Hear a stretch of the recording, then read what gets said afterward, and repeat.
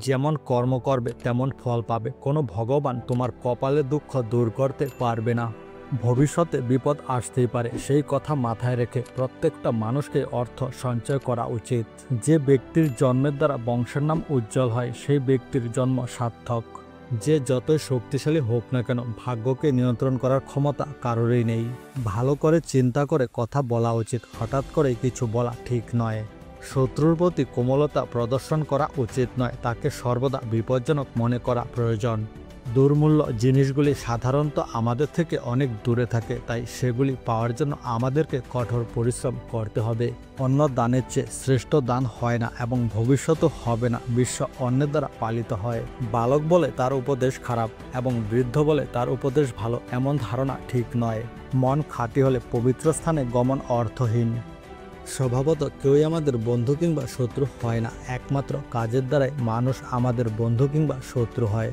উৎসবে, বিপদে, দুর্ভিক্ষে, শত্রুর সঙ্গে সংগ্রামকালে, রাজদ্বারে এবং শ্মশানে যে সঙ্গে থাকে সেই প্রকৃত বন্ধু। একজন মানুষ তার কর্মের দ্বারা মহান হয়, জন্মের দ্বারা নয়। বিপদ আসার আগে বিপদ থেকে পরিত্রাণের উপায় খুঁজে বের করা উচিত। ঘরে আগুন লাগলে কুয়ো খুঁড়ে কোনো লাভ হয় না। রাতের ভূষণ চাঁদ, নারীর ভূষণ পতি, পৃথিবীর ভূষণ রাজা, কিন্তু বিদ্যা সবার ভূষণ। চঞ্চল মন যে কোনো বিষয়ে সম্পূর্ণ জ্ঞান অর্জন করার পিছনে সবচেয়ে বড় বাধা হয়ে দাঁড়ায়। ধন দান করলে হ্রাস পায়, কিন্তু বিদ্যা দান করলে বেড়ে যায়, তাই ধন অপেক্ষা বিদ্যা শ্রেষ্ঠ। যে ক্ষমা করতে পারে তাকে কেউ ক্ষতি করতে পারে না, যেমন ঘাসবিহীন স্থানে আগুন পড়লে তা এমনিতেই নিভে যায়। মহৎ ব্যক্তির সংস্পর্শে থাকলে ভালো জিনিসের সন্ধান পাওয়া যায়, আর অধমের সংস্পর্শে থাকলে কেবল বাজে জিনিস পাওয়া যায়। গুণবানকে আশ্রয় দিলে নির্গুণ গুণী হয়। ঈশ্বর কোনো মূর্তিতে নেই, আপনার অনুভূতি হলো আপনার ঈশ্বর, আর আপনার আত্মা হলো আপনার মন্দির। বিরাট পশুপালের মাঝেও শাবক তার মাকে খুঁজে পায়। অনুরূপ যে কাজ করে অর্থ সবসময় তাকেই অনুসরণ করে। সত্য অপেক্ষা শ্রেষ্ঠ ধর্ম নেই, মিথ্যা অপেক্ষা বড় পাপ নেই। ধর্মের অবস্থান সত্যের উপরে, তাই সত্যকে সর্বদা অনুসরণ করুন। যতক্ষণ আশা আছে ততক্ষণ পর্যন্ত রোগীর চিকিৎসা করে যাওয়া উচিত, কারণ কার ভাগ্যে কি আছে বলা যায় না। যার ভাষা সরল, যার কর্ম শ্রমযুক্ত, যার সম্পদ দান কার্যে নিযুক্ত, তার জীবন সফল।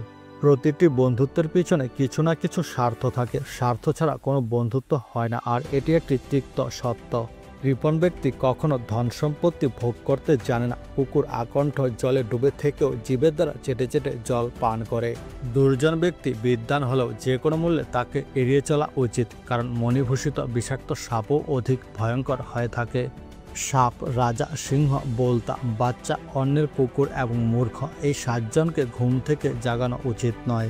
পরের স্ত্রী, পরের জিনিস, পরনিন্দা, অন্যকে উপহাস এবং গুরুজনদের সামনে চপলতা ত্যাগ করবে। একটিমাত্র পুষ্পিত সুগন্ধ বৃক্ষে যেমন সমস্ত বন সুবাসিত হয়, তেমনি একটি সুপুত্রের দ্বারা সমস্ত কুল ধন্য হয়। সুবেশভূষিত মূর্খকে দূর থেকে দেখতে ভালো, যতক্ষণ না সে কথা বলছে ততক্ষণই তার শোভা, কথা বললে মূর্খতা প্রকাশ পায়।